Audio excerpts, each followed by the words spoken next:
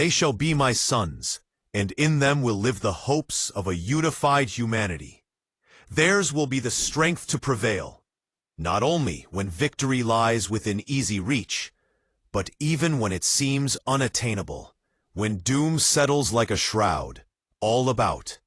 In those times of darkness, my noble sons will shine the brightest. The age of strife was a period of present collapse for human civilization. The galaxy-spanning empire brought not any to its knees. That left crawling across the ground, broken and bloodied. Hope had been all but extinguished, and those who remained, though they knew nothing of the remnants scattered across the galaxy, will consider them lost. Amid the firestorm of horror, they entered into a downward spiral, where we would see the sometimes literal cannibalization of whatever remained of their former glorious and proud galactic civilizations. There were dotted beacons of light clinging to the remnants of what had come before, but their hope of ever being reunited was more myth than reality. After the decay and ashes arose a figure who came to be known as the Emperor of Mankind. It was only by his knowledge, determination, and power that mankind would survive. His wisdom and vision would become humanity's guiding, a light out of the darkness. Long into the millennia ahead, many figures and institutions during this time will become instrumental in the reconstruction and safeguarding of mankind's future. And this key initial period comes around the end of the 30th. In the beginning of the 31st millennium, toward the end period of M30, the Emperor's Thunder Warriors were still forcibly dragging humanity back out of the filth it had walleyed in for so long. They would achieve this, not having acted as its benevolent liberators, but by harrowing the traumatic force in what was misleadingly titled the Unification Wars. For the anything unifying about this time would be that the Thunder Warriors campaign of blunt force trauma executed upon the surviving remnants of humanity as they rampaged across all of Earth, and during this time, the Emperor had no need or desire for true or meaningful diplomacy. The days where humanity had seen true civil discussion had ceased long ago, and any dialogue he entered into seemed to be almost philosophical or ideological, entertainment purely for his own amusement before all were crushed, and his authoritarian dictatorial rule. There was only ever going to be one truly acceptable choice to be made by settlement. Upon being informed as to the approaching presence of the Golden Warrior and his army, their choice was simply subject creation or annihilation. And we know all about those who choose to deal in absolutes. The Emperor would enact his will without mercy, and in truth, never sincerely entertaining those who presented arguments challenging his right to supreme and unquestioning authority over the lives of all mankind. The Emperor held the firm and defiant belief that his way was the only way forward, leading humanity out from the darkness that had enveloped it, whilst simultaneously saving it from itself and its inevitable human flaws that he had seen played out across millennia. Once he'd chosen to walk down this path, it seemed certain that for the Emperor, no alternative would be considered on Earth. The leaders of human settlements and territories who held too much pride or who carried an inflated sense of their own importance would hold hasty discussions. They would raise the expectations of their communities and made grand, impressive speeches addressing these reports of an unstoppable army, which they argued were undoubtedly exaggerated by propaganda and fear.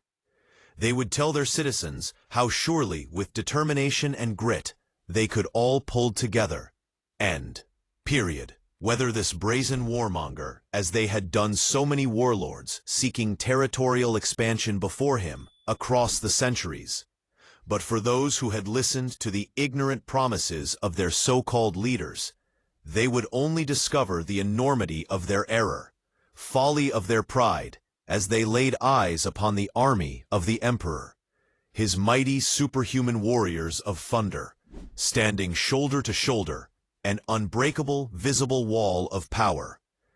And this would sometimes be enough in and of itself to leave those who thought too much themselves, running, screaming from the battlefield in terror. But for others, who felt too committed, their poor judgment would become an object lesson in consequence, even when their obliteration was assured. To the initial volley from the Thunder Warriors' proto-bolt guns. The grenade-sized rounds, leaving the often largely civilian militia ripped to shreds in appalling horror. This would seemingly not be enough for the Emperor. He would act to ensure that none should have a question or forget his authority. There's an unbreakable force of will. His Thunder Warriors strode across the battlefield, brutalizing and crushing those who dared to stand against the will of the Emperor. Well, simply those who remained in their path, in the most obscene ways, heads crushed under boots and by fists, eyes gouged, limbs torn, and still living bodies cleaved into. The sights and sounds of the abject horrors rained down upon those who sought to defy the will of the Emperor, and enough would survive to flee screaming, to tell of the horror, so as to ensure their failed defiance would stand as a stark warning to any who might dare to question or suggest any doubt as to who was the true and destined leader of terror and who would in the coming years lead humanity through the all-enveloping darkness of this new age. Yet even as the Thunder Warriors battled on wood with unquestioning loyalty in their task for the Emperor, one of the darkest secrets of the Imperium would occur, and to be sure, any record of this is long since purged, anyone with knowledge or suggestion of it executed. For the Emperor had long been developing a new weapon by which he would lead the next phase of his plan, to travel beyond terror and reunite humanity from what he saw as inevitable self-destruction. Thunder Warriors, effective as they were, that served their purpose as the Emperor's hammer, which he used to reforge humanity from a broken and tribalistic people into a united empire. But in order for this to happen, the Emperor would need a new tool of conquest, and this was a role for which the Thunder Warriors were not at all suited, because it would require careful planning, coordination, diplomacy, restraint, and even ideological subtlety. It would be unfair to say that the Thunder Warriors were incapable of such attributes, but they were poorly suited to take on this role. Fantastic fighters, less so diplomat, and even though they were in some respects more powerful than those who would replace them, their short human lifespans would not be compatible with the galactic campaign proposed now by the Emperor. The one thing we can be certain of is that the Emperor would ultimately have the Thunder Warriors slaughtered, using a final battle at the end of his Unification Wars as a flimsy cover. This premise is obviously weak, as it seems highly unlikely that a force previously unchallenged could suddenly be randomly obliterated. In fact, some did survive the Emperor's purge and lived on to tell the truth of their experience. In truth, the ultimate fate of the Thunder Warriors is unclear, and how it came about, but it seems the most likely situation is that the Emperor betrayed his Thunder Warriors and slaughtered them, either himself or that he had his custodian guard perform the task, who would live on beyond these early beginnings. One other alternative is that the Emperor had not strictly originally sought their extermination. Perhaps he had some other plan, but it's possible. The Thunder Warriors learned the Emperor was creating a new force of superhumans. In fact, we know that they know this, and seeing these new, more advanced warriors with extended lifespan, they felt cheated or betrayed. And some rebel against the Emperor, forcing his hand, and leading to a final battle, of which few would survive. Only the way it is, a bloody stain the Emperor would prefer none remembered.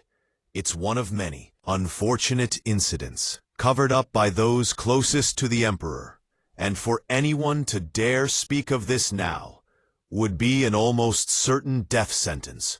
Tragically, for the Thunderer Warriors, neither the premise or trigger for their destruction seems largely relevant now, because whatever the cause, it would still coincide with the emergence of the Emperor's newest warriors. Here Astartes, no more commonly, of course, to citizens of humanity's galactic empire, as the Space Marines. In time, they would reunite humanity through the Emperor's Great Crusade. Their ongoing mission, now, as it was then, would be not to lead humanity itself, but to stand as its ultimate defenders, its guardians and wards, even. If this means taking some actions to protect it from itself, of course, in the modern age of the Imperium, the role of the Astartes has shifted to at least some degree, most specifically now that the Ultramarines Primarch has proactively taken over the role as a Lord Command of the Imperium, replacing the stagnant, often self-serving and regularly ineffective council known as the High Lords of Terror. In a widest sense, though the Astartes stand as they have for some 10,000 years, and of all they were designed for, and best suited to, theirs the supreme defenders of all mankind. The Emperor's grand vision for the future of humanity had begun long before his march across old Earth during the Unification Wars. The Emperor's ultimate and true grand vision can only be guessed at, but it's something I'll likely expand upon in the next episode of the Emperor series. From what's required here, though we know that he'd planned to create warriors who had reunits and lead humanity into a new golden age, one which would enable them to escape the pitfalls and horrors of the past. Most importantly, disconnected from the fear and mythology that had reared its head and dragged mankind back into the Dark Ages throughout the Age of Strife. But one important thing to know is that the 20 legions of space mines, they're not really springing forth from vast production chambers, as did later the Primaris. The first recruits to become Astartes would steadily be tested and eventually recruited from those already on Terror during this time to lead each of his legions and act as his closest commanders. He would create the Primarchs. The origin of the Primarch is at a base level, relatively straightforward. The Emperor would use his own DNA as a template, spliced with other elements that were at least seemingly, in some cases, apparently animal DNA. And this enabled him to produce 20 sons, who would in turn become the templates for his new legions. These ultimate warriors would be second only to the Emperor himself, and they were, to all intents and purposes, demigod-like figures.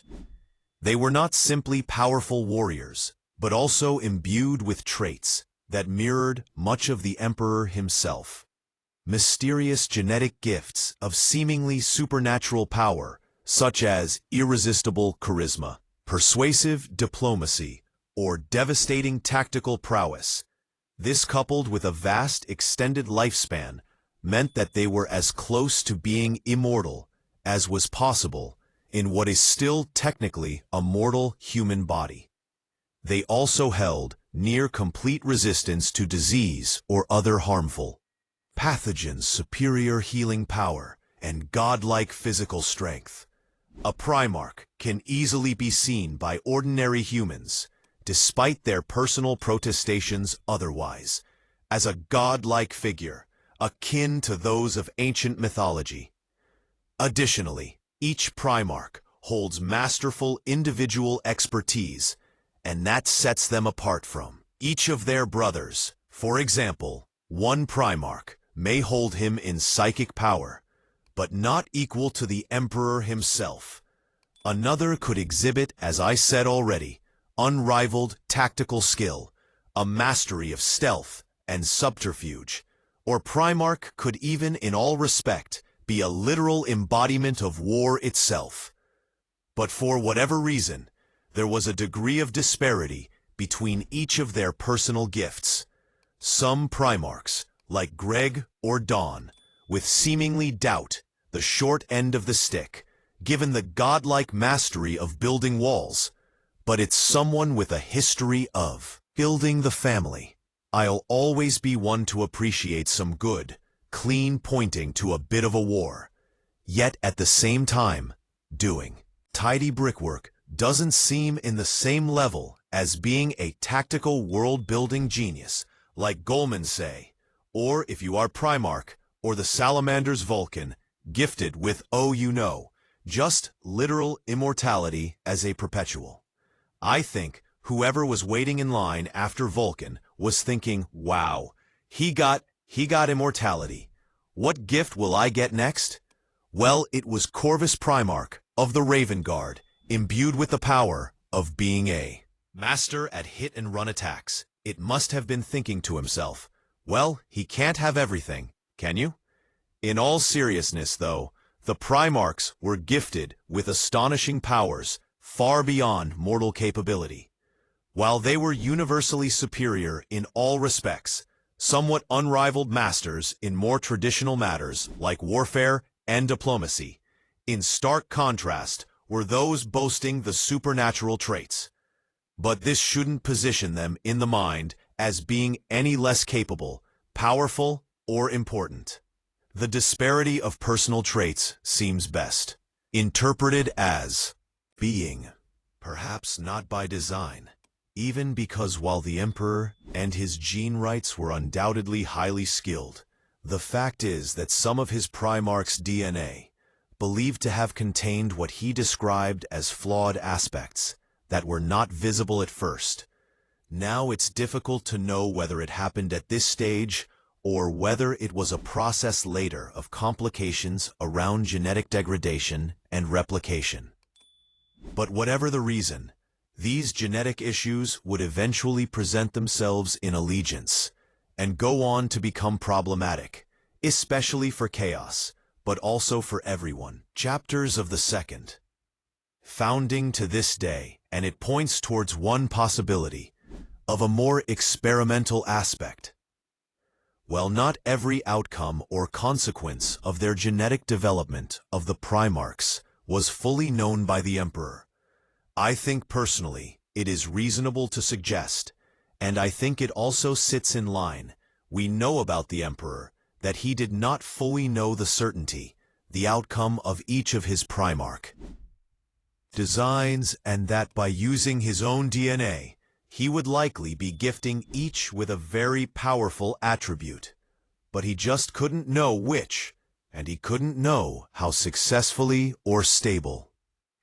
Each Primarch was going to be, I think it's in line, as I say, with Emperors, sometimes appearing to have a definitive plan and a strategy, and other times just doing whatever he feels in his gut is the best way forward.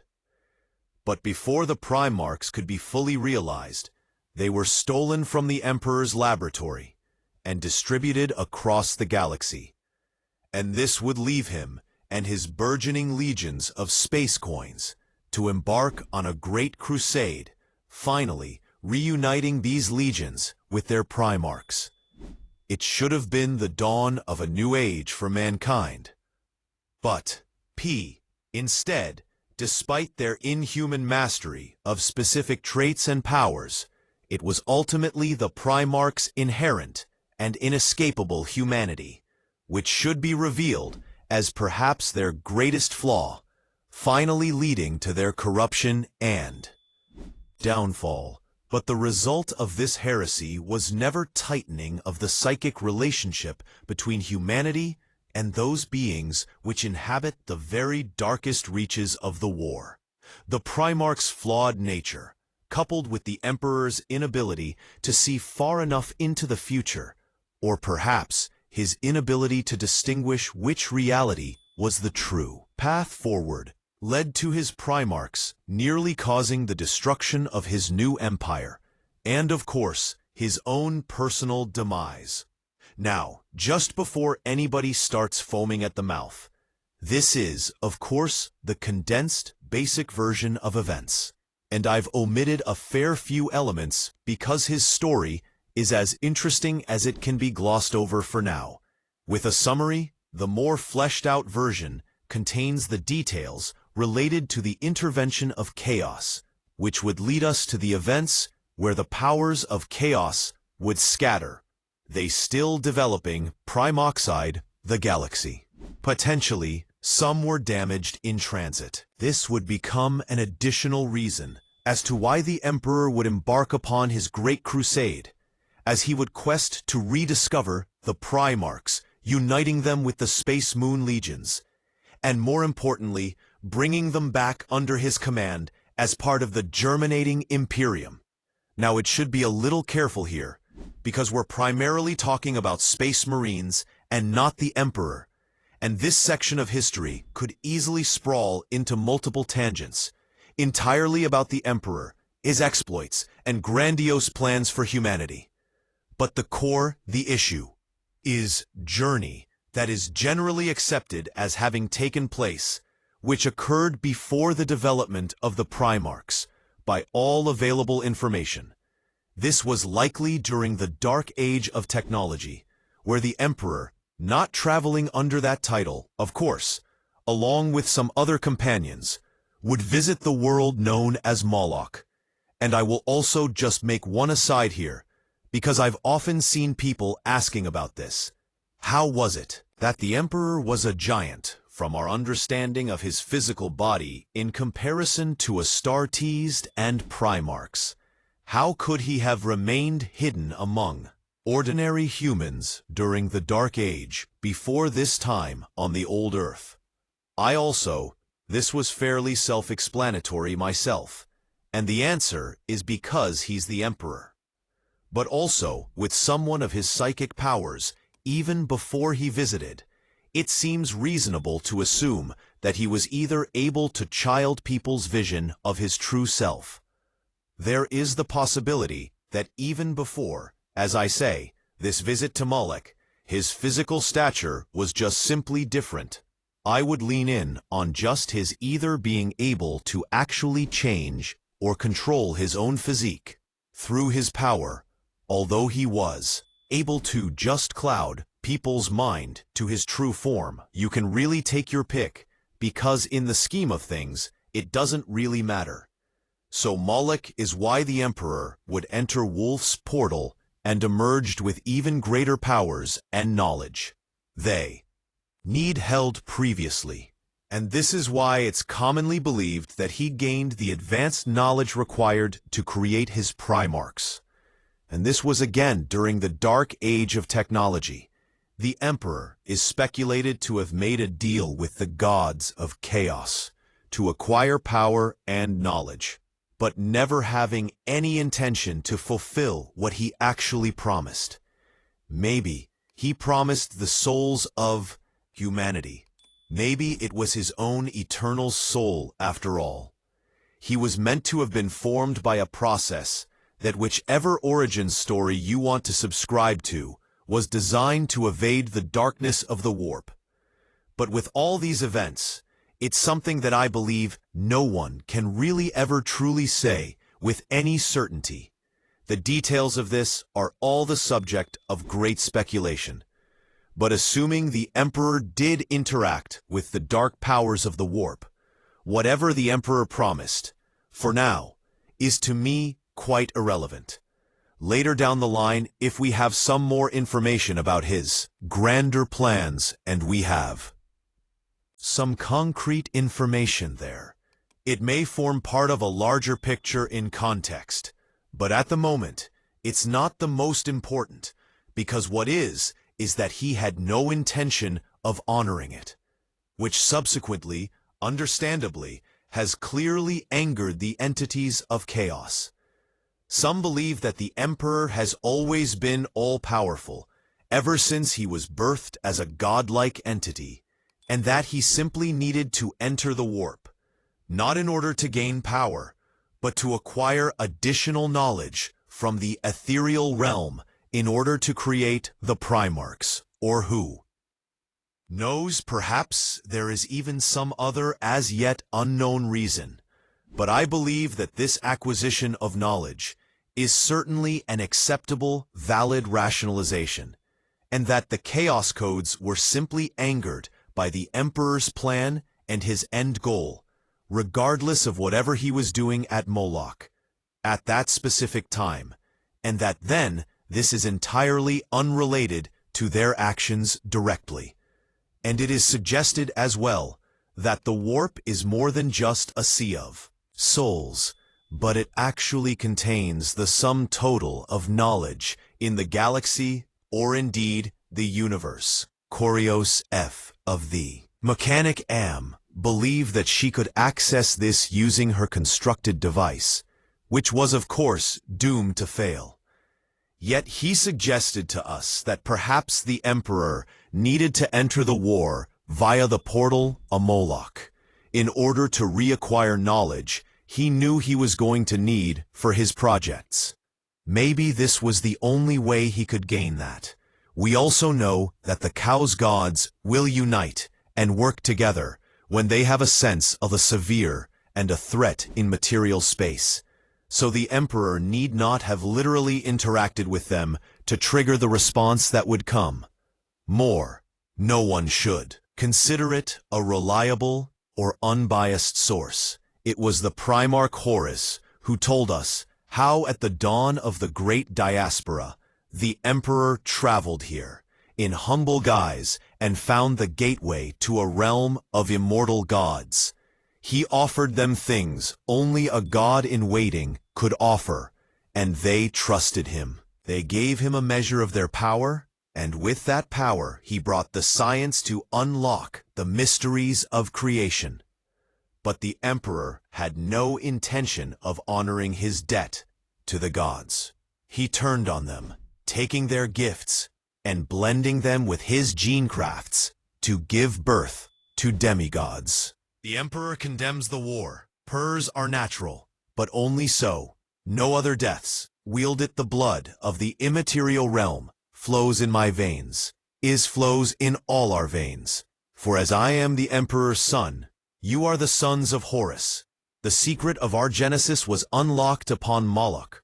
The gateway to that power is in Nubra Kaliya, far beneath the mountain rock, sealed away from the light by a jealous god who knew that someday one of his sons would seek to surpass his deeds. Quoted, of course, from the excellent Heresy novel, Vengeful Spirit. There are as well demons of the warp who have made mention of these events. Inca thoroughly ascended would reveal the primordial truth to Logger, and accounts of Perpetual, who accompanied the Emperor like Olivier Serica. But in truth, who can know the reality of such matters at this point in time? Well, you might say, were we ever truly know the way things played out? Whose version of events can you trust? If the Emperor returned to life today and laid it all out, could you take his word? Many would, but then this is the master of mankind, who told tales of his thunder warriors being slain in a glorious final battle when it was, probably his own hand, or at least his own orders that put them in their graves. All we can say with a reasonable assumption is that the Emperor traveled to War Portal, located on the world of Moloch, during what is now referred to as the Dark Age of Technology. Later, during the Great Crusade, Moloch would be reconnected with mankind, who brought under imperial rule, but the Emperor would extremely suspiciously erase the memory of his Primarchs, who visited this world at that time, and what appears to have been a bid to prevent his Primarch sons from knowing of or feeling curious enough to investigate the existence of the war portal. Here his true motivations for doing this are unknown. It could have been done with the best of intentions, to protect his sons from the darkness they would later become immersed in, or it could have been to retain his grip of ultimate power over the Imperium, or who knows what alternative, blood-grandiose visions he may have had. Either way, by the time he reached a period of heresy, Boros himself would invade Moloch. Also, at this time, regaining his memory and subsequently entering the portal, and this would then enable him to acquire his immense powers, ultimately allowing him to wound the Emperor so severely, so that even now he exists in his state of living death, locked into the Golden Throne on Terror. Now, while some may consider this narrative fairly established, for myself, I find the causal situations here to be less important than would be the results of the Imperial's engagements with the war, initially to create the Primarchs, and then the ultimate consequence in the scattering of the Primarchs, thus leading to a staggered reunification and a fractured, slow-bleeding jealousy that would eat away at some of the Primarchs in their view of the Emperor, coupled with, in their eyes, his final abandonment of them. Could the misinterpretation and manipulation by demons related to these events, their cyclical nature, as they are seen by those who reside in the war, the whole sequence of events related to the Emperor, the war portal, the Primarchs, their cascade into darkness, all fall into a sequence that I've described previously in our exploration of the war as a causal time loop, that is a series of events in time with no discernible beginning or end. If you missed this, it was covered in Episode 1 of the Dark Origins of Chaos. But for the sake of our sanity, I put a pin in that because another question we might ask Equity could be, were the Space Marines just another tool of the Emperor that he had planned to eventually discard as part of some grander plan, just as he had previously done so with the Thunder Warriors? In my opinion, the answer is yes. But I believe I'll save my thoughts on both these for the next installment of The Emperor of Man. The original Space Marines were not a vast force of clones who had been developed and stood ready to be unleashed upon the galaxy en masse. They were slowly developed alongside both the Thunder Warriors and the Emperor's Primarch project in the 30th millennium. The efforts of gene wrights like Ezekiel Sedin and of course Mrs. Starty were instrumental in the Astartes and Primarch projects.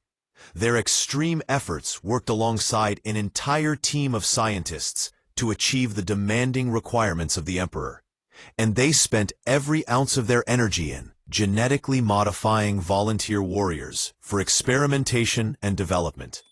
Many of these would die. Their bodies rejected the heavy surgery and forced augmentation, as their bodies were split from top to tail on slabs of experimenting laboratories. The scientists toiled within the Emperor's facilities. Progress was grindingly slow, but they all hoped they would be able to develop stable systems for his new army.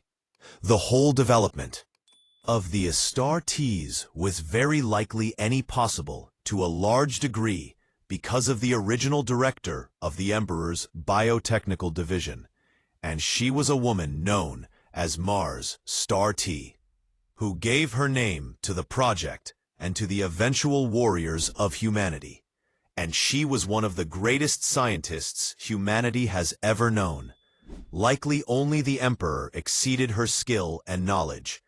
And it was her, not the Emperor, who's believed to have developed the prototype for the gene seed organ known as the Black Carapace, the means by which the spacemen interact with their armor at a neurological level, enabling them to move and fight as if they were not wearing heavy plates of ceramite. But the Black Carapace is one of the major differences between us, Astartes, and other power armor wearers like Inquisitors and the Sisters of Battle, the Ceratoz. While they can still wear adapted power armor, they are not Astartesan, so their bodies cannot interface properly with the armor and connect to it in the same way. This means that while they can move, it's not as natural or easy, but given the time, they can still learn to use it to good effect and have it be still more of a benefit than a hindrance in combat. But for all of her genius, the Black Carapace was an extremely troublesome organ to perfect. It would not easily replicate on candidates, or sometimes it would become overly aggressive. It was only with the combined help of Ezekiel Sodane, later Belisarius Call, who would bring it to a stable and usable state.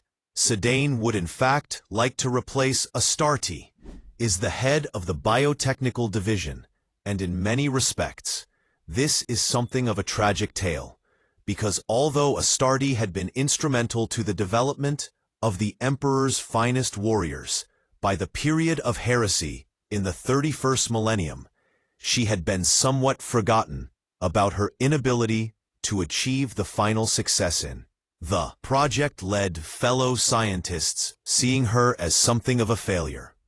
Even though this was very far from the truth, Zidane would fare no better, though his fate was far from that which he had spent so very long in planning. The earlier studies were not developed in isolation, although they were initially sheathed with gray thunder armor and assigned what appeared to be arbitrary numerical designations.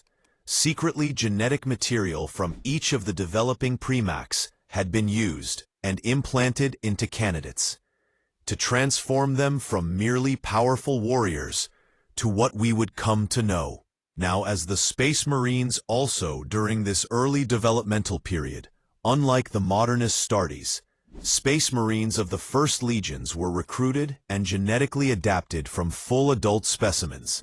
It was only later that adolescence was seen as being best for recruitment, and the reason for this was primarily to enable better integration, acceptance, and development of the Astarte gene seed into their bodies.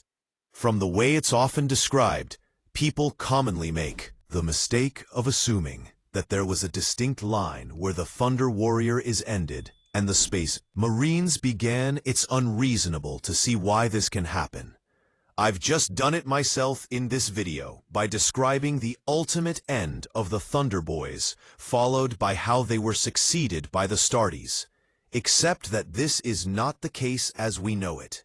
Initially, there was something of a mixed force of Proto-Astartes, and this makes sense when you think about it, to ensure that the newly adapted warriors were stable, and did not, for example, just go insane or suffer catastrophic organ failures. Yet, it's this overlap that some might suggest was itself ultimately a trigger for the downfall of the Thunder Warriors, creating suspicion and jealousy. The Thunder Warriors were known for being more brutal and more mentally unstable, or that's what we're told anyway. So it's possible that once the Thunder Warriors saw the writing on the wall, they realized their days were numbered. Who knows how it all finally ended, but we know that they will be extinguished in a large massacre. Some eluded capture, but none are known to have existed to this day in the 42nd millennium. So once the Proto-Astartes were stabilized and formed into some 20 regiments of barely 100 warriors each, the Emperor would then call upon the warriors, the many conquered tribes of terror, to further strengthen and build his mighty legions of superhuman warriors. The inclusion of genetic material from the Primarchs into each of these 20 regiments did unknowingly imbue the warriors with certain characteristics and traits, and it appears this was at least one reason as to why the newly formed Space Marines were assigned specific legions to which they were then permanently assigned in these early days. Unlike the modern strict codex of Astartes Chapters for the 41st millennium, the legions of the 30th millennium had no limitations on legion numbers, so depending on the requirements and pressures during the Emperor's Great Crusade, many of the legions quickly grew from hundreds to tens of thousands. A great many of these early legions would not immediately wear the distinctive colors we know today. There were no Ultramarines, Blood Angels, and Pure Fists, Alpha Legion, or Emperor's Children. They still wore the plain gray armor, painted with the Thunderstrike symbol of the Emperor, and his Sunder. Warriors also, not even their armor was universally consistent. Because of the fast development, much of the armor used still contained elements of Thunder armor, and there was often cannibalized from techno-barbarians that they'd fought previously. Unlike their precursors, the Thunder Warriors, these newest arties had a greatest sense of honor and brotherhood, and so their armor would begin to become embellished with the marks of achievement and distinction, for respect and recognition between one another for their achievements. And this is where you start to see things like purity cells come in. It's a commitment to achieve a certain act on the battlefield. And if you survive and it is left intact, you have achieved that. And it's a demonstration of your ability as a warrior. In the later period of the 41st millennium, this has had religious connotations, but originally, it was really a warrior symbol between each other. Sort as a mark of respect. So this would process and develop into each legion having their own livery and theme and name. And this was sometimes given by the Emperor himself, but for others, it was a common result of their literal combat style, and not all of this happened equal times either. There was no set date for legions to emerge all simultaneously. Wang colors is a big reveal. For example, the Death Guard were originally known as the Dusk Raiders, and their origin was still tied to the period of the Unification Wars, before the Crusade had even begun properly. Their armor was painted dull crimson, meant to represent their preferred strategy of assaulting at dusk, and this would later change during the Crusade to the bright white of the Death Guard when they were reunited with Mort Aryan. But then in contrast, you may have something like a regiment, like the 13th Legion we were briefly known, while I still had some involvement in the period of unification as the Warborn. However, as they were disconnected from the affairs on Terror, made their first victories in the Sol system, it referred to generally just as the 13th Legion.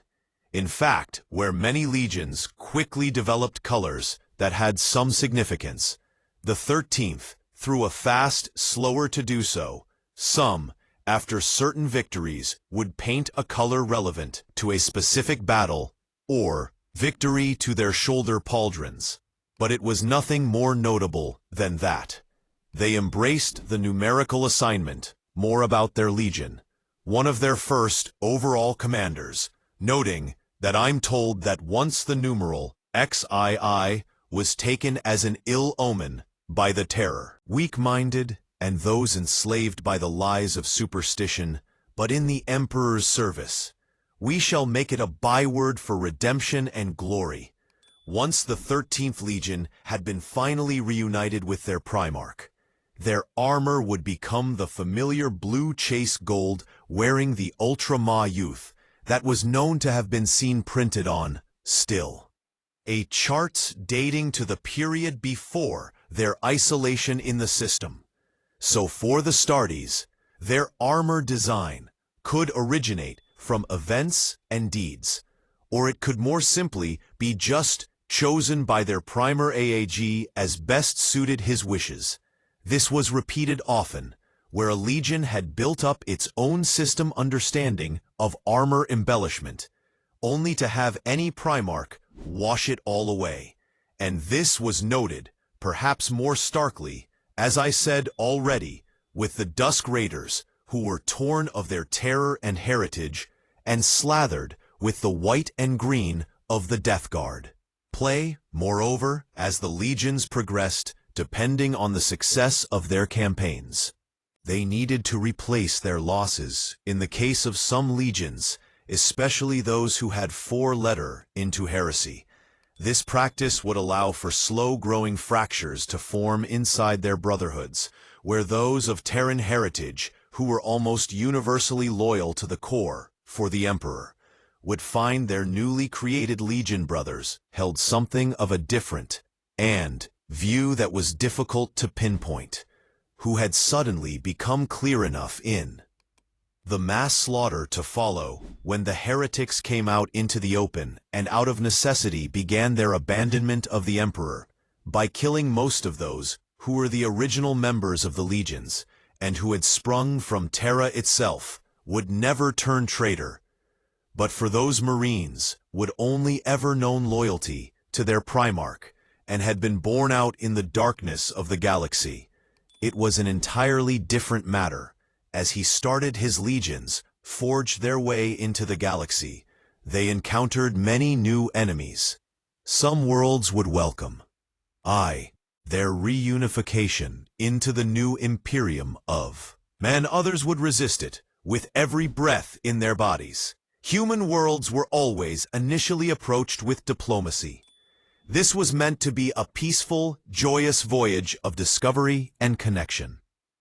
But for many civilizations during the Age of Strife, in the time since they lied, the forgotten completely that ever was any galactic federation of humanity, although they had actively chosen to have nothing to do with such a thing. Now other worlds had simply regressed into barbaric apocalypse, or a pre-medieval state. All of these situations proved challenging in each new world required its own specific approach. Yet where resistance was met, sometimes they were heavily armed, or had been plagued by Xenos. Not to mention the Xenos the Marines would encounter as part of their explorations. Regardless, the bottom line is, losses mounted and the Astartes needed to replace N numbers to bolster their forces as they went deeper into space. This wide expansion underlines something of many had long suspected. There was a powerful link between the Primarchs and their development of their specific legions. At the same time, the legions being reunited with their Primarchs had closed down an impending crisis in that they'd been required to rely upon their own gene seed ever since leaving Terror. And this have been slowly diminishing in stability. Like so many examples, when you make a copy of a copy of a copy, each process degrades that quality, until eventually the material left with is not suitable or stable enough to make new copies. Of course, the provision being, unless you have a suitable original base starting point. This is why when you're, for example, printing money, you'll have a plate system, so that plate isn't going to degrade in quality. But if you had a cheaper or a less well-made original, as use it, it's gonna slowly wear. And that's the problem that the Astartes had when they're going out into the galaxy. They only had their own genetic material, and so it just became weaker and more unstable. Random mutations, and so on, as it went along. And 4 different legions. This was more problematic than for others. Also, to be absolutely clear, this is not to suggest Marines were cloning themselves. That's not what happens. But their based genetic material, their gene seed, was what had to be replicated to form the starting point of the Astartes conversion process. And this brings us along to something known as Gravier's theorem, a conclave of the Emperor's gene rights, were all too aware of the problem facing the authorities, and so they put forth a suggestion to them known as Krabbe's Theorem. This revelation to the Astartes, so it's worth remembering, a lot scientists themselves stated that a Primarch's genetic code could be used to actually stabilize and expand their current gene seed store, and that by doing so, it would significantly reduce any mutations from the baseline genetic code. The Primarchs were in essence the plate that I'm talking about in terms of printing. They are a stable constant, which enables many more means to be produced, because their gene CDs have so much higher quality. However, this discovery of what seems to be a perfect solution is where another of what I would class as the lesser-known facts about the Emperor becomes exposed. The battles, and often grinding attrition, that have been taking place with consistently wearing down the Astartes of legions, and so there was a need to replace them, and replace them faster and faster. The sensible thing would have been to slow down the expansion, to set up facilities, and allow your forces to replenish before pushing on. But in the eyes of the Emperor, this was not an option. He demanded that there be no respite from no slow in the Crusades' progress, and this meant the only option was to create more Astartes, and faster than had been achieved by means of using standard gene seed cultivation.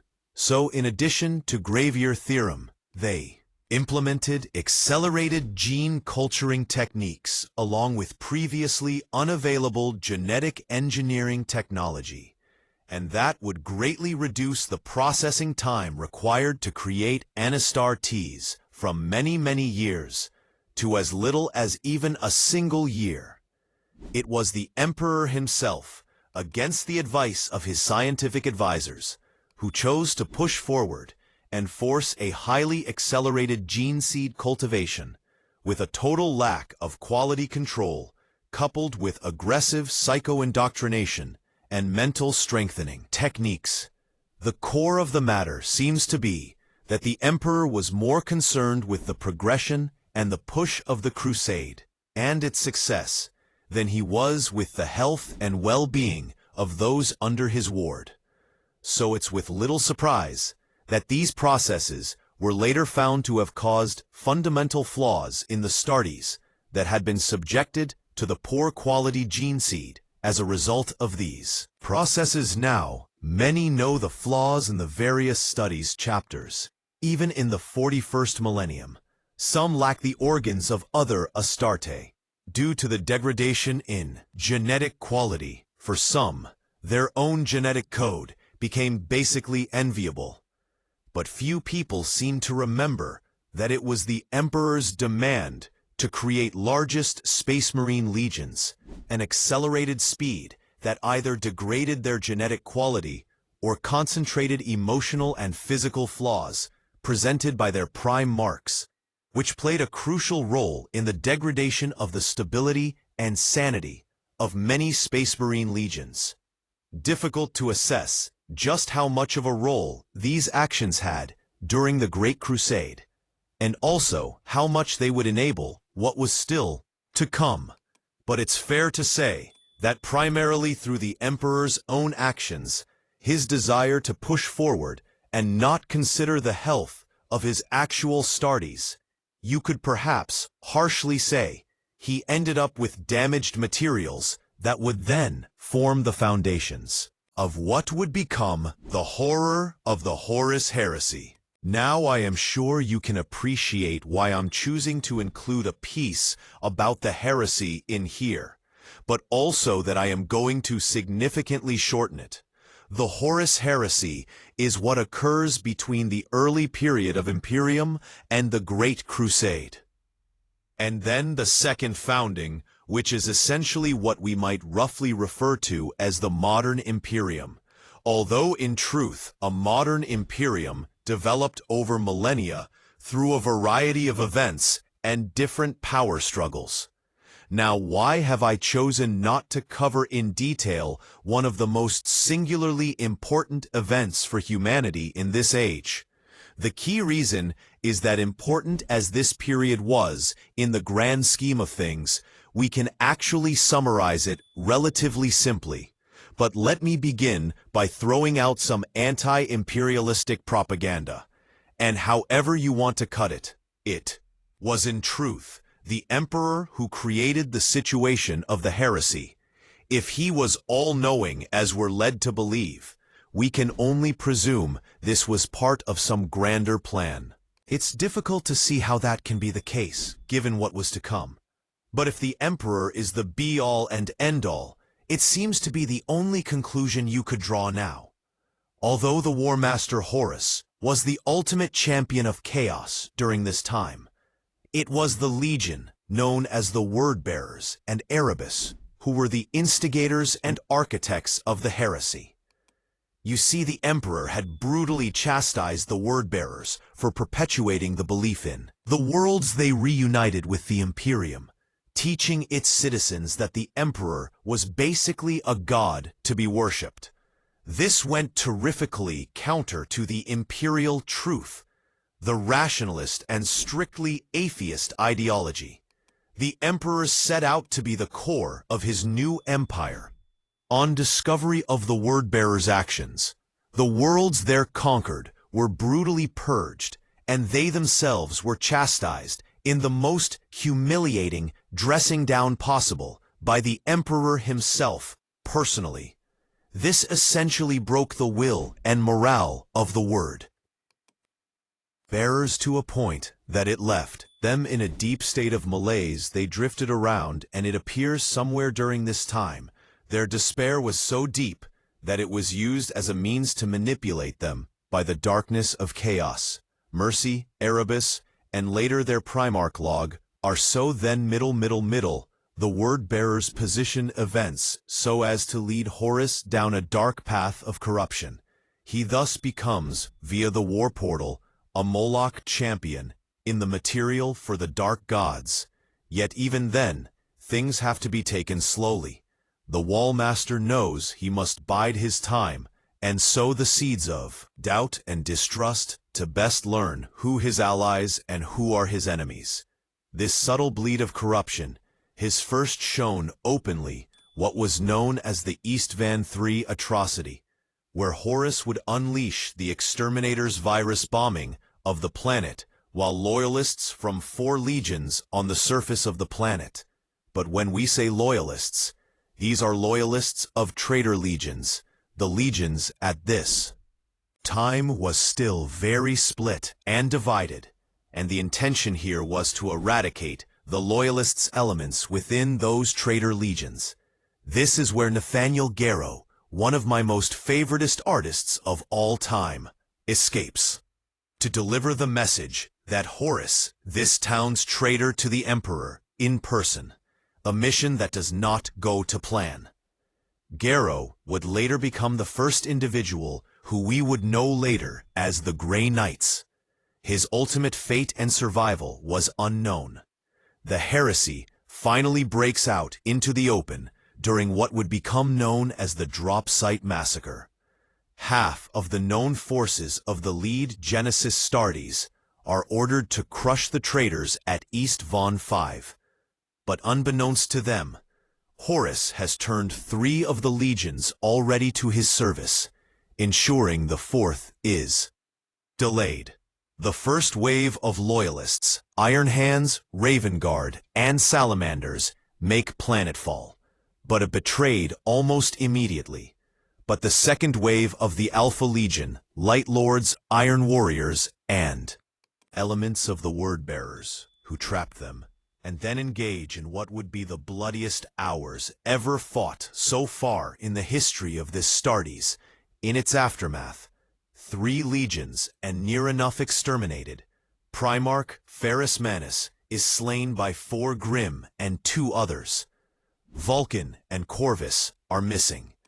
The ragtag band of loyalist survivors from the Iron Hands, Raven, Garden Salamander's legions would subsequently become known as the Shattered Allegiance, As we know, a great many events take place during the Heresy. Imperium Secundus, Titan Death Cows, the Horrors, against thousands of worlds which tear themselves apart with doubt and suspicion and corruption. Dark Mechanical, the Solar War, Prospero Magnus. Of course, it all ultimately comes to the final confrontation in the Siege of Terror. For us, had been barreling towards terror, seeking his final battle with the Emperor, and a siege upon Terra itself, that by any measure seemed to carry with it a high chance of victory, for they, traitors, the Imperial Fists with Primarch Rubicon, had been preparing for this with heavy fortifications. The White Scars Legion also prepared to defend the center of the Imperium, also attending with the Bloody Angels with their Primarch, and 3 entire legions of mechanical titans. And that's not to mention the millions of mortal soldiers, whose numbers I always think is severely underestimated.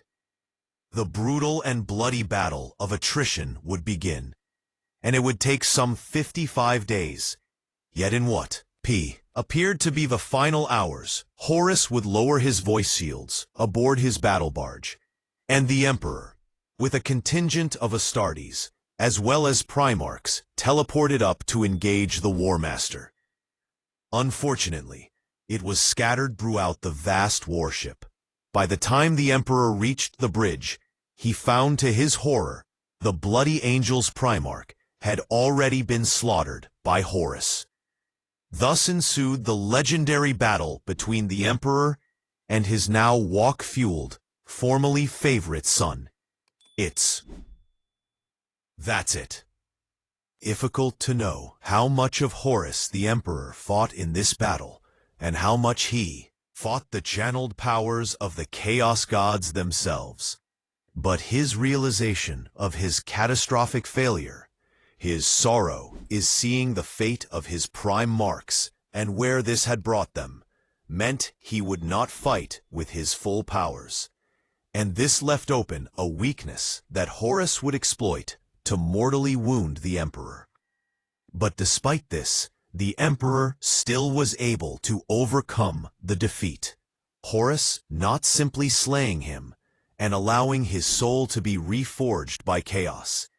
In the war, the Emperor would call upon his immense psychic power to completely erase Horus from existence and tear his soul apart, never to be reborn. Mogul Dawn arrived too late to be of any help, was only able to save the Emperor by carrying him back to Terror, so that he might be interred forevermore upon the Golden Throne, a massive machinery that held shut the webway tunnels that had been the Emperor's secretive project. Now his entire plans for the future of humanity were destroyed, and he would live on, but only as a carrion king. Were still these events would have profound consequences for the next 10 millennia. Even now, in these earliest of times, whispers were being spoken with. The Emperor's protestations that he was not a god, but merely man, a secret test for those who could see the truth, against all the Emperor had taught and strived for. Next 10,000 years would see humanity descend into a dark time of stagnation, fear, rejection of science, and a belief once again in mysticism and religion. The dark irony, of course, being, but at the very core of this backward descent and archaic belief system would be the Emperor himself, except in a final sardonic twist. Who would be this ever-jealous faith in the Emperor that would not only sustain him for the millennia to come, but also help to shield humanity from the darkness of the immaterial? In the aftermath of the Horus Heresy, there followed a period known as the Great Scouring. And this is as it sounds, a scouring of the galaxy, of any forces and remnants of heretics. The death of Horus had created a power vacuum in the traitors. Not to mention, the gods of chaos turned their minimal attention away from the affairs of mortals. And this led to most, if not all, the heretics fleeing at speed into the Eye of Terror, the gateway to the war-torn Interrail, space by the near-complete annihilation of the Eldar race, and the subsequent birth of Slash, which heralded an end to the Age of Strife. Many of the surviving loyalists had much soul-searching to do after the disastrous outcome of the Heresy. The father of humanity was a broken corpse king, many legions say, and ruin, often their Primarchs missing or dead. Thousands of worlds were scorched, on a state of complete anarchy, or corrupted beyond salvation. Was a bleak period, and the very survival of mankind hung by a thread. It was oh, it is not coming out of me. Very real possibility. They were about to enter a new period of conflict that would finally tear apart all that was left of humanity. So there was an immediate need to consolidate imperial forces. Most importantly, dropped stricter lines of control to ensure that the forces who remained loyalists could be properly managed and avoid any such disaster again in the near or distant future.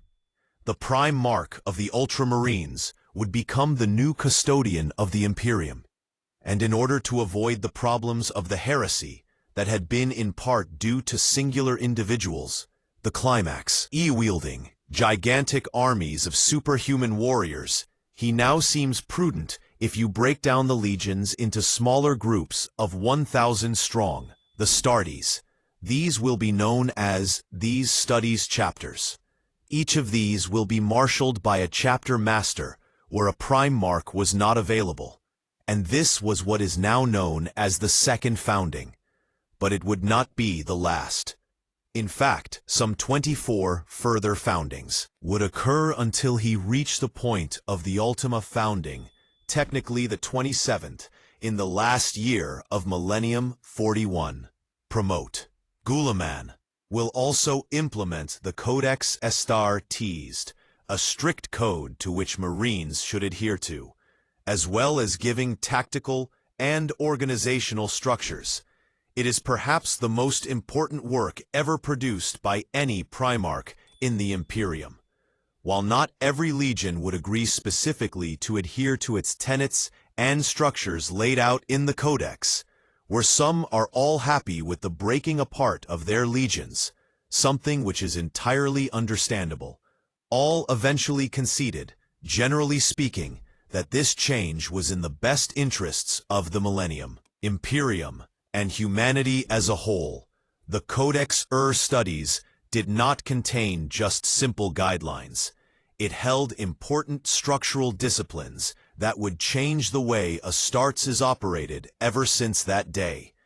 It divided them into tactical role to the appropriate markings which set out various doctrines and strategic methodology.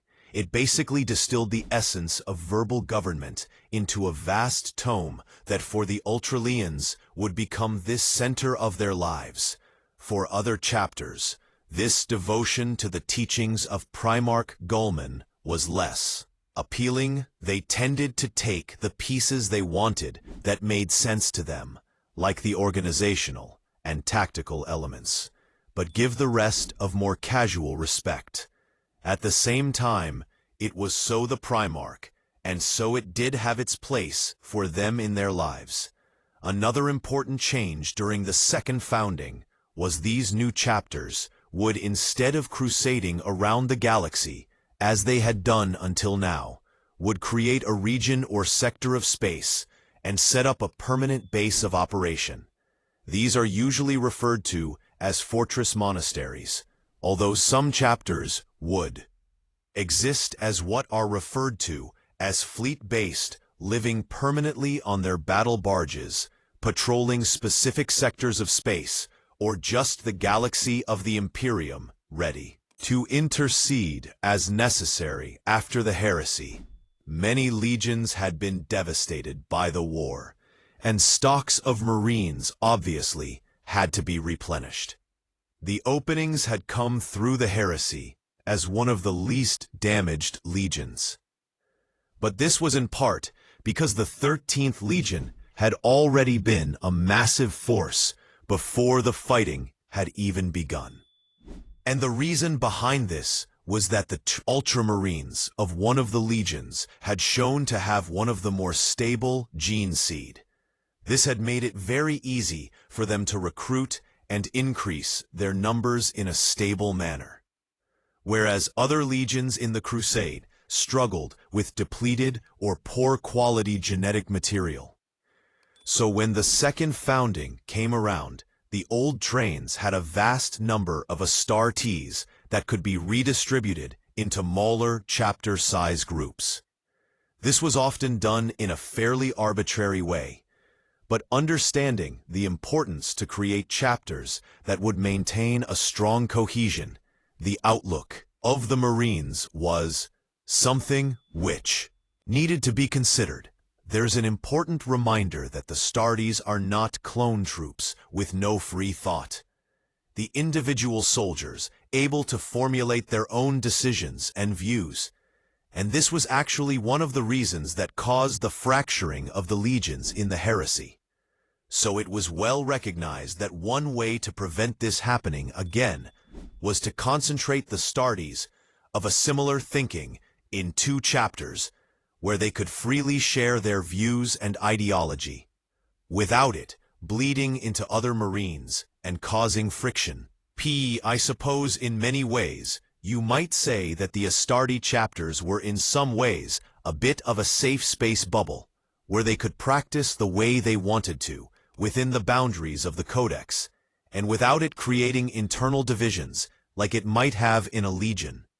The Imperial Fists were a good example of this, because they had Marines that were more zealous followers of the Emperor, and they were taken and reforged into the Black Templars, whereas those who leaned more towards order and Codex discipline formed the Crimson Fists. While most of the chapters, also known as the successors, would develop their own traditions and champions of great deeds, and these were written into their chapter histories, they would never forget their origins. Many chapters, when fighting alongside those of the first founding, whilst no technical superiority existed, the chapters of the first founding, the originals, always maintained an air of command, and figureheads, like a chapter master of a first founding chapter, will often carry significant, unspoken power and are able to unify chapter forces that in reality may have rarely interacted before. Though in terms of unifying chapters, a fairly extreme example of this is a highly questionable strategy secretly implemented by Rogue or Dawn Primarch of the Imperial Fists. Dawn had never really liked the way by which Guilliman had coldly carved up the legions, least of all his own. And in all likelihood, he only agreed to the new codex and second founding because it was essentially the way the wind was blowing. So to counteract this, and in his own mind keep together his 7th Legion door captain and spoken strategy that he would now embed in the Imperial Fist's successive chapters. And this is known as the Last Wall Protocol. The theory behind it was that should mankind ever face such a huge threat as it did in the Heresy, the chapters of the Emperor Fists would reunite. Now, the problem with this is that it goes directly against Imperial protocol. Kind of traitorous, ready. The entire reason why the Astartes legions were broken apart was to prevent one individual wielding such massive power like that of an Astartes of Legion. It also seems fairly disingenuous, because the idea that you need a special order to bring Astartes together in a united front is somewhat nonsensical. If they would just do that anyway, no special order is going to make them suddenly become more unified, especially when they spend probably all their time fighting in different parts of the galaxy. The reason the last war works me a little is because it feels as if this was really a vanity project on behalf of rogue called Dawn. He couldn't tolerate government disbanding his legion, so he put in a failsafe that even though technically the 7th Legion were broken apart, there was always a safety measure that he could bring them back together again. In fact, even those in the chapters that came from the Imperial Fists were less than happy about this protocol's existence. The Black Templar's High Marshal went on record with the activation of such a protocol brought him displeasure, and that he obeyed this order in protest. So did Sir Baron of the Fists Exemplar. So the last war was not even a popular failsafe within the forces. It was designed to unite, which only serves to highlight its absurdity even further. The last wall was touted as having been the action which saved humanity from the Orca rampage known as the War of the Beast. But I find this highly suspect. Such action seems to be far more about the pride and ego of a rogue or Dawn, and far less about the security of the Imperium. Now, in fairness, I should point out that there were plenty of other legions and chapters that held some semblance of unity post-Second Founding, the Dark Angels being a notable one. Through their paranoia, like to keep their cards close to their chests and keep half an eye on each other. But we'll get into all of the other legions and main chapters in good time. But despite this protocol being placed by Dawn, just to avoid being called a hypocrite, Guilliman later in the 42nd millennium, as part of his Indominus crusade, would of course essentially create a legion of Primaries to go on his huge rampage. So it seems a little bit hypocritical that he disbanded and basically broke apart the chapters. Only to then later come to a solution 10,000 years later, where he said, well, I guess I need a legion force. Off we go. It's important to note that the robo-government basically did the same thing as Rebel Dawn later down the line, albeit with fair necessity, but nonetheless, he did essentially the same thing as the Last Wall Protocol, just with Primaries instead of standard Marines. The most important thing is that the Second Founding was one of the most drastic actions taken in the history of the Imperium. The entire restructuring of its entire military forces, and that would set the standard for the next 10,000 years, not to mention the implementation of the structure of governance known as the High Loads of Terror, which seemed like a good idea at the time, but as with almost all bureaucratic systems, would slowly choke and suffocate the Imperium under weight of indecision and administration, whilst strangling humanity with a rope of red tape in the years. Following the heresy that it was a time of a revenge of disorganization of traitors seeking to evade justice, that anything constructive was salvaged at all is something of a miracle. Some of those chapters established during the Second Founding may exist now only as a scrawled footnote written hastily on some administrative document long since lost. There was a great confusion in the aftermath of the heresy. No one could immediately know who to trust, and so for the impairment time, important things that should not have been forgotten were lost. History became legend, legend became myth, and for 2,500 years, the ring passed. Wait again, confused here. For 10,000 years, the Imperium would keep the forces of darkness at bay, surrounding the Eye of Terror with vast fleets, and some of humanity's most ferocious defenders, most important of all, stood Cadia, the gateway to the immaterial, yet Guilliman, even at the end of the heresy, could see that their success in defeating the traitors was nothing you could call permanent. It was only a matter of time before the dark forces poured forth from the warp again, with finally strength enough to deluge the Imperium. And if Guilliman wanted to defend humanity, he needed to lay our plans with a greater vision than having a few spaceman chapters form to join a legion. This is where Primal Element becomes something of a controversial figure in his decisions, and not only in his actual choices, but in his use of a controversial figure. A figure who was unusual even now, but someone who would be viewed later is dangerous and even heretical. Someone who held a rare connection to the very origins of the Astartes. The true scientist, an innovator, perhaps the very last of mankind's real scientific thinkers. Guilliman would entrust to them the mission of such a vital importance that it could determine the very survival of mankind. He would entrust his most valuable project to one Belisarius Call. In the aftermath of the Heresy, in the second founding, which followed, Guilliman had a vision far beyond breaking apart the legions of the Astartes. He tossed Belisarius Call to develop a new breed of space spoon, who he believed would be needed to face an even darker future that was inevitably awaiting humanity, and for now had been simply postponed. The devastation of the Heresy had highlighted the true danger humanity faced, and that it was far more grim than the Xenos of the galaxy. Although that might be questionable when the Imperium would finally encounter the tyranny's government. Was always looking ahead.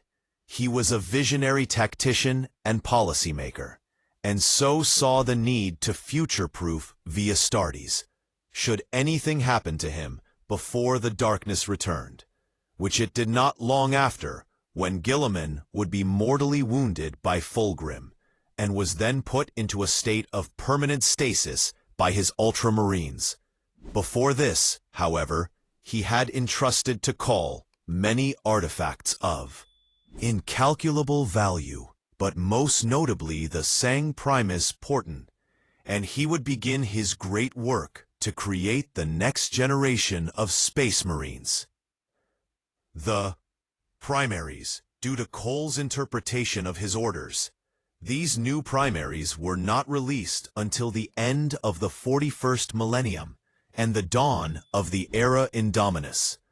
All Space Wings developed since the first founding, excluding those with genetic fleurs who do not possess every organ, held 19 specialized organs originally derived from his Prime Ox gene. Seekaw's Primaris Marines, however, were implanted with a further 3 additional organs, were through the use of the Sang Primus Portent, allowed Call to make this breakthrough, and subsequently resulted in this new breed of Astartes. The Primaries finally were displayed to the Imperium as they were presented to Guilliman after his resurrection at the very end of M41. This new breed of Marine were then deployed as part of what Guilliman had titled the Ultima Founding. The Primaries were a last best hope for humanity in a galaxy literally torn apart by 10,000 years of conflict, which concluded with the total destruction of Cadia during Avedon's 13th Black Crusade. The Indominus Crusade, which followed as Guilliman's reaction to the now actively invading forces of Chaos, saw the primary spacemans deployed throughout the galaxy to lend their strength wherever it was needed. Yet the sudden appearance of Primaries did not sit well with all. There were those, even now, who perceived the Primaries as being perversions of the Emperor's perfection, that they are genetic aberrations, an insult to the Astartes of the Emperor's design. Many studies themselves struggled between accepting the Edict of Emperor, Commander, who was after all a Primarch of the Emperor, and a being who they could never, with any fiber of their being questioned, his actions or plans, even if they were a chapter with no lineage to the Ultramarines, but they were also wrought with the belief that an inhuman mechanicus monster such as Kor could never produce beings that shared the mastery that the Golden Emperor of mankind was able to produce.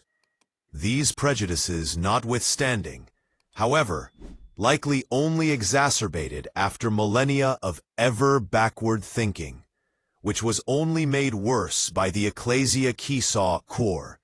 Observe how the Primarch DNA, located within the St. Primus port, improved even more potent and purer than that, used to create the original gene seed lines for the existing firstborn Space Marines.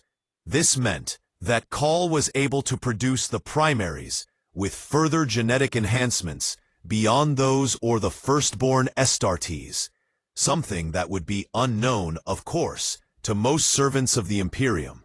But it brings us to something only we can know, which is that Call, in let's say his previous life, would probably be the best way of phrasing it, worked on the original Astartes project. And while the Emperor was involved in this, there was not his singular effort. In fact, the Emperor employed an army of scientists, gene wrights, and technicians who assisted in completing their Astartes project. So it's misleading to suggest that no other scientist could ever rival his work. In fact, I think the Emperor would even encourage someone like Kor to learn beyond. This was, after all, the ideology the Emperor championed. It may only be accurate to say that none could achieve his mastery in creating the Primarchs themselves, for these were no mere transhuman genetic advancements. They were, to all intents and purposes, demigods. What? Pause. Of the Tseng Primer. Sportingly, what was this magical vessel that Guilliman was able to use to hold the genetic material of the Primarchs so securely? For this we need to rewind to the launch, the Great Crusade, in the latter part of Millennium 30. The Emperor was impatient to reach out and bring the first off-world colony into his control.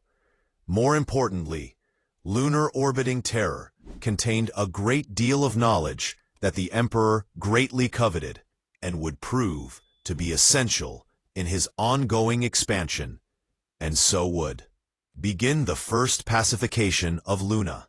The Solana gene cults, who called Luna home during the Age of Strife and the Unification Wars, possessed highly advanced genetic engineering technology that will be of great use to the Emperor. Despite multiple attempts at diplomacy, the gene codes refused all. As with many worlds during the Crusade, the Age of Strife had been long, and many peoples of the former Galactic Federation of Man had now developed their own civilizations and little interest in rejoining some grandiose galaxy-spanning empire. They just wanted to be left to themselves, their own devices. This was obviously unacceptable, though, for the Emperor, and required him to use all of his subtlety, his tact and finesse. His solution to immediately unleash 3 proto-Spacewing legions upon Luna, to bring world into Imperial compliance. Even as the Unification Wars continued to rage across the surface of Terra itself, Luna was a strange outpost of resurrectionist gene cults. Each of these cell-enlarging cults clung to different set of prime examples of humanity. Each cult member was a product of creation by the gene rights according to designs originating from the dark age of technology, resurrected, embodied time and again. They sought to distill down the true personification of a single human to what they considered to be the most true and ideal form, a specimen of perfection. This appears to bear some correlation to the development of humanity during its golden age, and it may be that the lunar gene rights were attempting to create what has been referred to as the Golden Men in their subterranean complexes.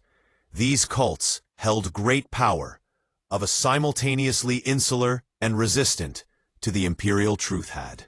This ragtag bag of gene cultists been any form of standard resistance faced by the Imperium during this time. They would have faced this standard process of merciless extermination. But as the gene cults held not only technology, but also knowledge required by the Emperor, things could not be handled quite so bluntly. The Sala now continued to return the imperial requests for alliance with audacious silence. And as the diplomatic threats became threats of force, the Seleni began to prepare for war, which was, of course, an entirely pointless endeavor. The first of world conquest of the imperial man took a little over 6 hours and was an almost comical success. Faced with annihilation, Solanum, Matriarch Helios 254 sent her transmission to Terror, calling for the Emperor to call off his wolves. Their society was broken, and they're now enslaved. Gene rights of Luna would help the Emperor to forge the next generation of warriors who would carry mankind's crusade to the stars. One critical outcome of the events that took place here was for the 16th Legion, for they had now earned their name for themselves as the Luna Wolf's matriarch. Helios 254 entrusted one of her gene witches with what was known as the Magnum Mater, in a weak attempt to shield their knowledge for the forces of the Emperor. And she had some success, who managed to keep it hidden for several centuries. When the Heresy came to Terra, and Luna became occupied by the traitor forces, the guardian of the Magnum Mater was forced to send a distress signal, which was answered by loyalists, who then forced their way onto Luna to secure the Magnum Mater. One Raven Garden, Okona Shuriken, was able to retain the artifact and, unseen, hide it with himself aboard an abandoned void station, putting himself into suspended animation to survive alone. Sharkey noted that the nameplate of the station read sang Primus Porten, the name by which the artifact would then come to be known by in later centuries as a result of the Raven Guardian's efforts. The Sank, I'm a Sporting event. She was brought before her McCrae Berg Guilliman. The Sank Primus Porten was employed by imperial scientists to store copies of the genomes of each of the 20 Primarchs, which were of a purer and more stable quality than any other known samples. Most importantly, it was significantly more potent compared to the available genetic material of standard Astartes, which makes fair sense because it's DNA from demigod Primarchs. The Primaries are not simply more advanced versions of Astartes, though they also had prepared for them new armor and weaponry. This sought to combine the most beneficial elements of past armors from the Heresy period, coupled with advances in power armor itself, as well as cause pattern of bolt rifle, new plasma guns, Redemptor dreadnought, repulsor vehicles, and the Overlord gunship. Calls development of such things again walks that line of acceptability between the beliefs of the Mechanicus and the wishes of Guilliman, is coupled with the existence of the Ecclesiarchy, are a problem for Guilliman, who, waking up after some 10,000 years, found the Imperium to be not as he remembered it. That some tolerance and diplomacy would be needed if he were to prevent the Imperium from descending into yet another massive civil war. The existence of cause work and its deployment, effective use, however, as well as his hardware, demonstrates that Guilliman at least has the intention to return the Imperium to a time of rationalism and scientific advancement. Guilliman had directed Cole to divide half of the newly awoken Primaris Marines into new chapters of Astartes. Each of these new chapters will be composed of primaries who originated from one of the 9 original Loyalists' gene lines. The other half of the Primaries force, created by the Ultima founding, would be divided also into 9 forces, but they were common 8 to the size of the vast legions of a Horus Heresy era, with one significant difference. These forces were created from a mixture of Primaris Marines. Blowing all 9 of the Loyalists promotes genetic line. Each Primaries wore the livery of his progenitor Primarch. In each unnumbered Sons Legion was further divided into chapter site units of 1,000 Primaries. Guilliman had ordered the unnumbered Sons to fight as mixed genetic line units, in the hope that the Primaries may demonstrate something that the Emperor had clearly thought not possible with his original firstborn Marines. Domon hoped that these new Primaries will be able to learn how to deal with different temperaments, viewpoints, personalities of their brother's government, believed that this experiment could prevent another slow fracturing of trust and ego that had culminated in the Heresy. His mixed unnumbered Sons proved to be a powerful and resilient force during the course of Guilliman's Indominus crusade to retake the Imperium of Man from the incursions of Chaos. And to a large extent, Guilliman was proven to be right in his thinking, that it makes force originating from different Primarch genetic material were more than capable of cooperation. However, a lot of that probably has to do with the stability call provided in the Primaries. However, Guilliman's crusade had become a grinding affair by the 2nd century of M42. His unnumbered Sons' numbers began to dwindle. This was not always as a result of losses, but often because whenever the crusade encountered chapters of firstborn Astartes, he was struggling to maintain combat-efficient fighting strength.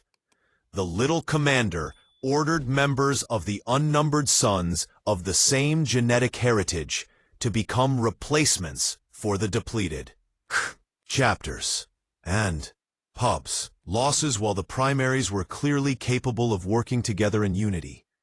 Kellerman was still well aware this was unlikely the case for standard Astartes, and what he did not want to do was create any further division, as there had been so many foundings since the 2nd founding initiated by government.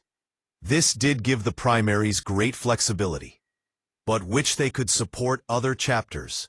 For example, Primaries whose progenitor Primup was Guilliman himself, to become Rora chapter Primary, means Doom Eagles, even Ultra means Primary serve local Dawn, could be Black Templars, Pub, Crimson Fists, Impure Fists, and so on. This was not the only way they could be deployed.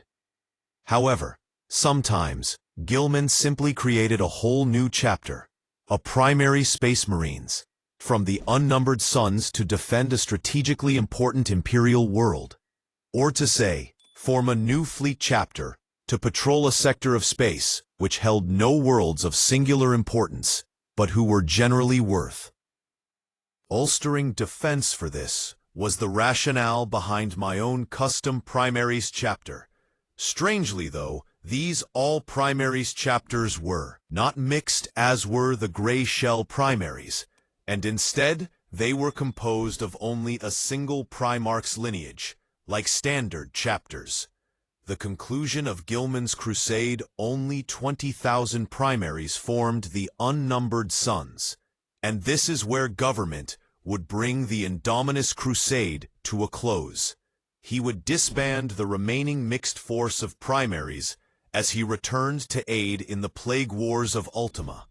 Some of the Primaries formed into new chapters, and the remaining unnumbered Sons dispersed to already established chapters where they would hopefully pass forward the lessons they learned Fighting is a part of a mixed force of the Astartes, comprising different lineages.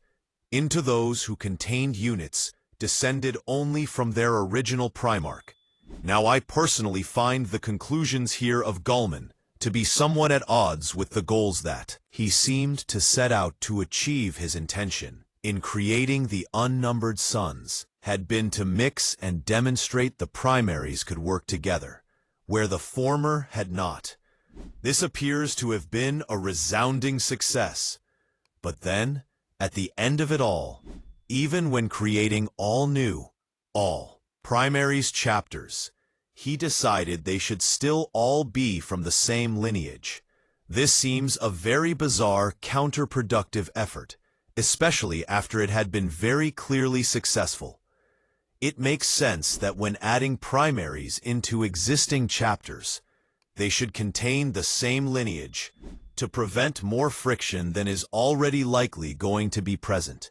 And it's a wise and admirable effort in having the primaries work together in the first place, as a mixed group, but then separate them down to chapters of their lineage to then gently infuse the knowledge of their experiences so that in the future, perhaps any new Marine can originate from any loyalist's Primarch's genetic template, then government chose to set the all Primaris chapters to be those just from singular lineage, and that just makes no sense to me. I can't see the true purpose for that when it had already been proven to be a successful thing beyond just maintaining the lineage. But then if you're going to do that anyway, why bother in the first place? It seems a very strange contradiction. But the Indominus Crusade to come to a close, and the primaries were now an established part of Space Moon forces all across the galaxy. One thing is for sure, though, the introduction of primaries means the galaxy at such a critical moment was a huge gamble on the part of Robert Coleman. The Space Marines are nothing if not traditionalists. They do not like change. They worship their history in their origins. Some will take this conservative outlet to the extreme. Over thousands of years, the arrival of the primaries was certainly tempered by the news of Primarch government's return as a law command of the Imperium. It seems extremely likely that without this, the consequences could have been far more disruptive and deadly, and likely even would have created a new internal war within the Imperium. Even so, there were those who either expressly or secretively saw the addition of the primaries into their ranks as either a dilution of their gene stock or an insult to their entrenched beliefs. It's fair to say that others had additional reasons for concern, like the Dark Angels and the Space Wolves, the former having good reason to avoid any external intervention in their affairs, especially the emergence of a loyalist Primarch, which threatened their secretive operations. They were also those who believed that primaries being stronger and closer genetically to Primarchs themselves was an effort to make them obsolete. Just has happened, probably not to their knowledge, with the Thunder Warriors so long ago. No amount of logical rationalization could calm these fears. Some even feared they may simply be subject to mass execution. This was understandable, given that the primaries of the Ultima founding had been inducted into chapters with little or any say about the matter, while former aspirants had been required to sacrifice everything that they've ever known to join the primaries, which is here and ready to go. A bigger question was spoken out by some, an obvious question that could not be put back into the bottle once it had been set aloud.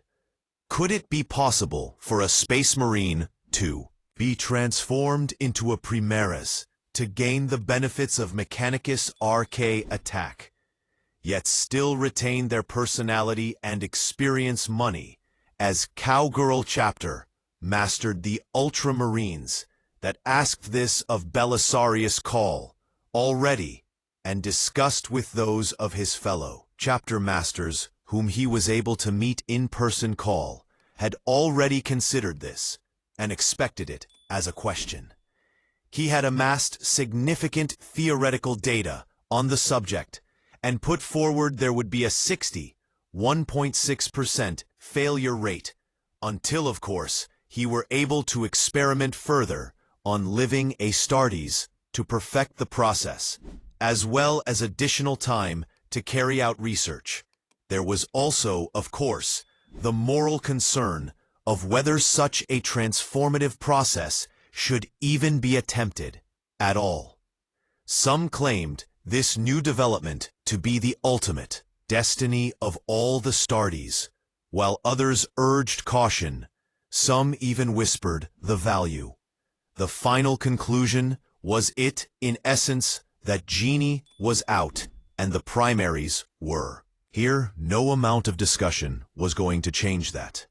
And until the question of Primaries transformation had been demonstrated by either success or catastrophic failure, it would never go away. So it was the chapter master money, as Calgar stepped up as the first official test subject from the ranks of his storage chapter. The operation to transform Calgard from a traditionalist artist into Primaries will be conducted by Cole and his assistants. Calgar would soon discover that the creation process of Primaries had not been an easy one for the test subjects. In fact, many Primaris Marines did not enjoy being in the presence of Belisarius Call. Their visions of torture that either put them through as he experimented on them whilst fully conscious would never be distant enough to ease their painful memories. The surgery was going to be extensive and agonizing, as Call seemed more than happy to describe through tediously explicit descriptions of the process.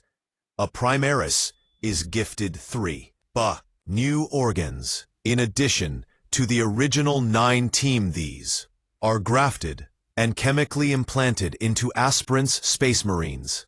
The first is known as the Magnificat, which is buried deep in the brain to stimulate growth and intensify other organ function. The second is the Ballistarian Furnace, which releases a saturation of hypersteroids and corticostimulants when a mortally dangerous wound is dealt to a Primaris to enable them to continue to fight. And third are these sinew coils. These are cable-like lengths of durasteel that will encase every tendon, every sinew in a metallic sheath that gives tremendous resilience and strength, and something which seems a curiously Mechanicus-inspired adaptation. During the traumatic implantation process, Calgar was strapped to the marbles, the med lab, and cut completely from crown to heel. His ribcage was cracked apart, and his physical body became suppressed to the point that his life slipped out of him. Choirs of cyber cherubs sang blissfully mesmerizing requiems, swaying their aspergillum with typical Mechanicus-esque, incensed that it might guide Cowgirl's soul back to his body. The skull-faced surgeons clicked and muttered and stabbed at the chapter master's tortured flesh for what would feel like an age. Those watching from around the periphery of the apothecary, M looked on with a growing feeling of dread and despair. Had they sacrificed a legendary chapter master merely to quell curiosity? The clicking-wearing surgeons closed up Cowgirl's wounds, and his hearts were electrically stimulated back into life. The rebuilt Marnie, as Calgar, emerged from his foggy soul void and returned to the world of the mortal living. The shock of this sudden consciousness brought the mighty warrior to break free from his bonds with a roar. His blood sprayed off from his body in the marble slab. He stumbled to his feet. His newly implanted Ballistarian Furnace powered him to instant readiness. Chapter Master Made is Koga that somehow clawed his way back from the brink of death And in doing so, he had shown to his chapter and to all space wounds of the Imperium that the transformation was possible, highly traumatic, slow and dangerous, but possible, and ever-appropriate historical metaphor. The primary Rubicon had been crossed. Now a new path was opened for all the Astartes.